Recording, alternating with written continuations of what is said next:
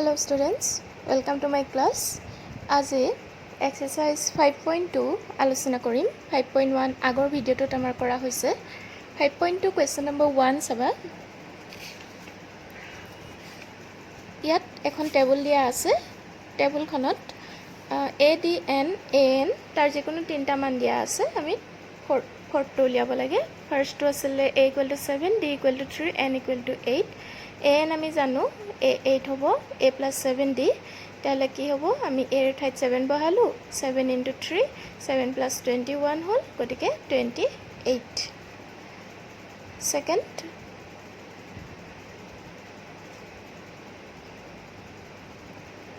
এবাৰ দিয়া আছে a = -18, n = 10 আৰু an = 0.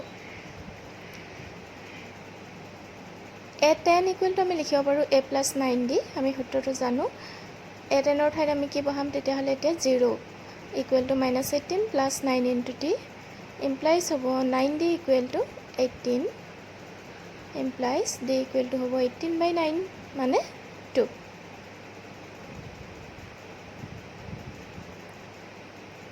নেক্সট 3 টোলৈ যাম আমি.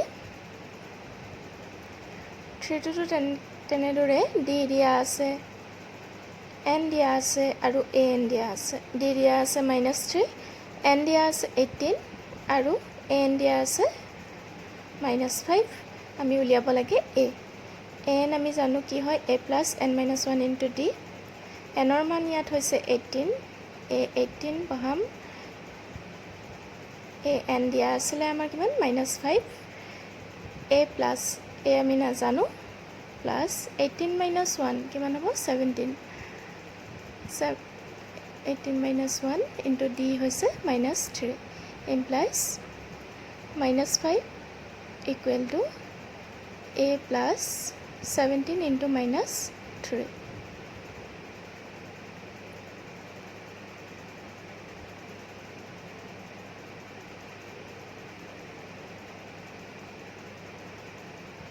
implies -5 = a + -51 implies a = কি হ'ব, -5 + 51 লিখিব পাৰিম আমি. লেফ্ট সাইডে লৈ গ'লে কি হ'ব, 46. নেক্সট ফৰ্থটো চাম. ইয়াত a দিয়া আছে এবাৰ -18.9, d দিয়া আছে আৰু an দিয়া আছে. উলিয়াব লাগে n. an দিয়া আছে 3.6. an = হয় a + n - 1 * d. 3.6 = a ঠাইত বহাম -18.9 + n - 1 * 2.5 implies n - 1 = হ'ব n - 1 * 2.5 = আমি লিখিব পাৰিম 3.6 + 18.9 =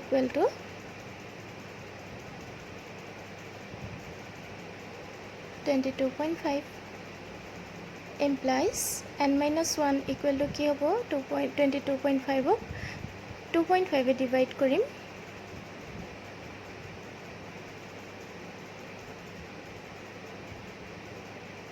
কেইবাৰ যাব, 9 বাৰ গ'ল. এতিয়া n = কিমান হ'ব, 9 + 1 = 10 হ'ল. এবাৰ ফিফ্থটো চাবা. a = 3.5, d = 0, n = 105. an = same formula, n - 1 * d. a 105 = হ'ব তেতিয়াহ'লে 104 * d. d হৈছে 0, গতিকে আমাৰ কি হ'ব, a 105 = হ'ব a এৰ মানটো কিমান আমাৰ 3.5. নেক্সট কুৱেশ্যন নম্বৰ 2 আছিলে. কুৱেশ্যন নম্বৰ 2 প্ৰথমটো চাম. ইয়াত অপশ্যন দিয়া আছে 4টা. শুদ্ধ উত্তৰটো বাছি উলিয়াব লাগে. 10, 7, 4 এই সমান্তৰ প্ৰগতিটোৰ 30তম পদটো উলিয়াব লাগে. 30তম পদ মানে a30. a30 আমাৰ কি হ'ব, a + 29 * d. তাৰ কাৰণে আমি a d এইখিনি উলিয়াই ল'ব লাগিব. ইয়াত a চোৱা কিমান হয়, 10 ডি হ'ব 7 minus 10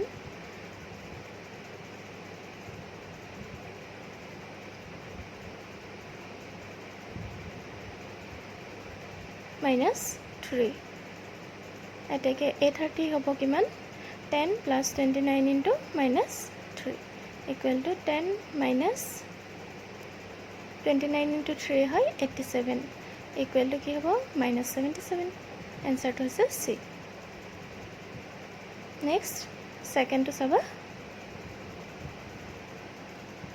minus 3 minus 1 by 2 2 এই সমান্তর প্ৰগতিটোৰ 11তম পদটো উলিয়াবলৈ কৈছে চাৰিটা অপচন দিয়া আছে ইয়াত a হৈছে -3 তেনেদৰে আমি d টো উলিয়াই লম -1 by 2 ৰ পৰা আমি -3 মাইনাস কৰিব লাগিব অপচন চাৰিটা